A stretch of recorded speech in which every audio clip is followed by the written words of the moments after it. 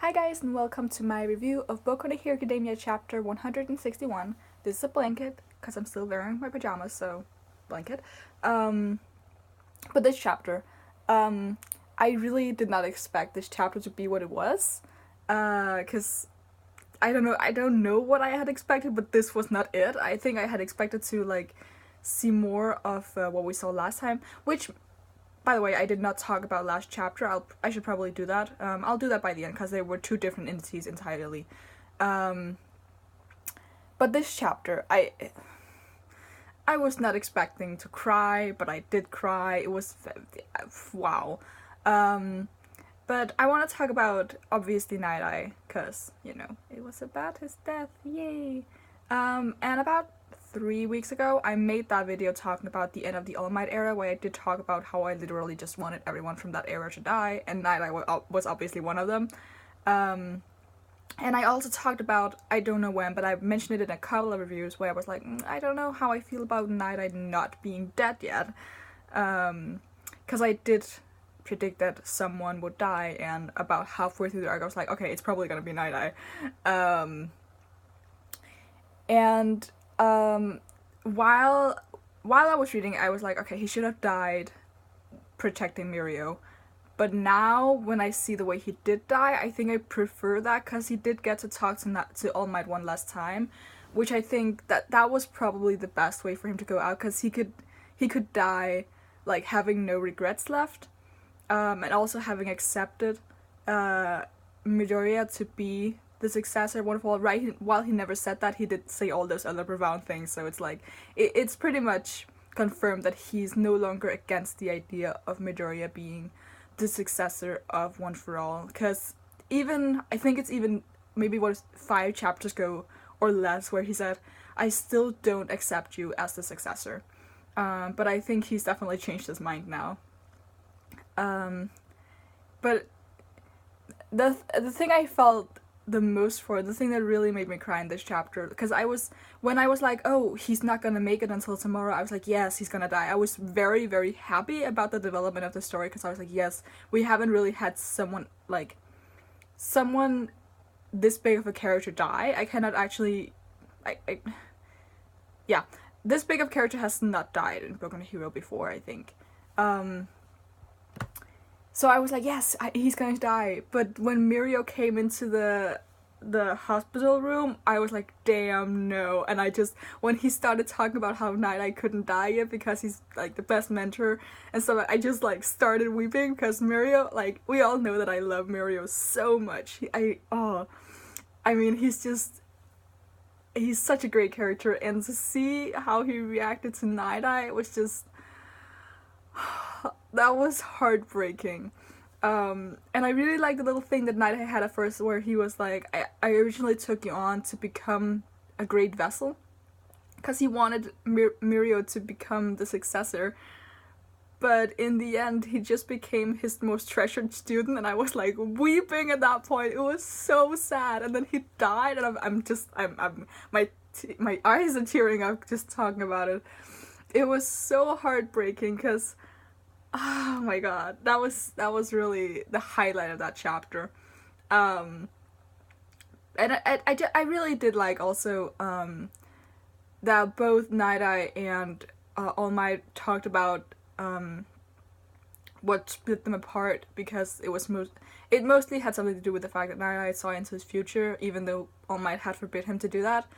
And I like that they, or at least All Might, apologized and said that it was just I really liked all the exchanges, because it was like the perfect end for him, that by the end he accepted Midoriya, he got to talk to All Might one last time, and he got to tell Mirio like keep smiling, you're gonna be a great hero someday. And that's really another thing, because we talked to Aizawa, or Midoriya, we don't. Midoriya talks to Aizawa in this chapter. And Aizawa does confirm that Eri's power is not only impossible for her to control, but because the power only works on living beings, it's hard to conduct proper training, because you can't just experiment with people or animals. which means that using her quirk is basically like something you can't do, because the only one who can like control it other than her is Aizawa. The only thing he can do is just stop the quirk, which doesn't help when you're trying to develop it. Which then means that unless her powers somehow extended to Mirio,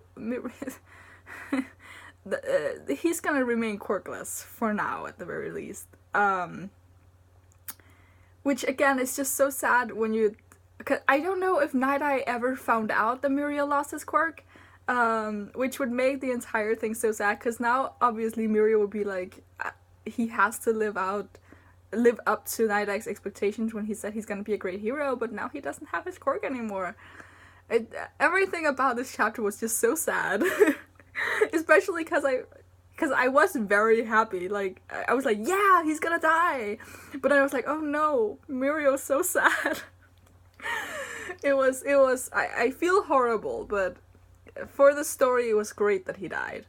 It was just, yeah, it was really great. But let's talk a little bit about the last chapter, which I'm sorry for not making a video about it, but it was out really late, and I had plans the entire weekend, and I think I didn't have time until Tuesday to actually make videos, and at that point it was so late I was like, okay, I can just talk about it next week, or this week. So, sorry. But yeah, last week's chapter, that was intense. Holy crap. I really enjoyed Shigaraki in last chapter. I think it's the first time we've seen him go on the offensive, like really, because usually he just uses the no moves, or he's just like there as like he's the player and the other villains are his characters that he plays with. But he never really goes in by himself, and while he was only like a slight diversion, his attack wasn't meant to actually finish off the guys. I should go back and reread it. But it was really great to see him go on the offensive. I found that very nice, because he rarely, if ever, actually does that. I mean, he's shown to be offensive in some situations, but it's never really amounted to anything. Like, he's threatened Midoriya, and when he first met Choga, he tried to crumble her, obviously. But his attacks never really go beyond, ooh, I'm gonna threaten you, or I'm gonna like actually just put my hands on you, which obviously is his greater form of events because it's his quirk, and makes everything disintegrate. But yeah, having him seem just like jump out and be like, ah, that was great. And then obviously his entire that conversation, what's it called, thing, which is like, what's the word for that? I don't know. There's a word, you probably know what it is. Let's say conversation, because that's close enough. That was just great. I really, really loved where he was, like, oh, I'm just gonna, you spent so much time developing this thing for the Yakuza, and you had all these great plans, and oh, did you ever think that this was gonna be used against you? Oh, I accidentally, I touched your arm, I have to cut some of it off, because if I don't do that, your entire body is just gonna disintegrate. And it was just so great. He's so evil, but I love it, because he's an entirely different beast from Chisaki, who, while he's still crazy, like, I will never forgive him for what he did to Eri. That was awful. But damn, I mean, Shigaraki just went all out on the creepy evil shit, and it was so great because you can really enjoy it because he did it to another villain, so you can be like, yes, I do not feel bad at all for rooting for Shigaraki right now. So that was just so great, and the last panel you have of the villains just walking away, that was beautiful. It was so great. So yeah, last chapter was definitely, I'm probably gonna go back to read it. Yeah, I'm gonna talk about this now, I think, because I think I finished talking about what I wanted with these two chapters. With this arc, and I don't know if it's fully in it, I feel like we're gonna get another wrap-up chapter, I don't know, because I still feel like we have a little bit missing, I don't know, but we might have a time skip next time, like a few weeks, I don't know, we'll see. But in I'm probably gonna make, because I need time to reread it, but I'm gonna, like with the exam arc where I did the arc review, I'm gonna do it with this arc as well. So first of all, I need a little bit of time to reread it, and it probably won't be right now, but around the beginning of December, I think I might have that video out. So I think I want to take 2 weeks to just like not power through the arc. I want to take notes and stuff like that. So we'll see, and I don't actually remember how long this arc is. I think this is one of the longest arcs Boku no Hero has had. Sorry, because I think it's about 30-40 chapters long. Which, in comparison to other mangas, One Piece, it's not that long, but for Boku no Hero, it's quite long when you think about 40 chapters being about, like, 25% of the entire story. So yeah.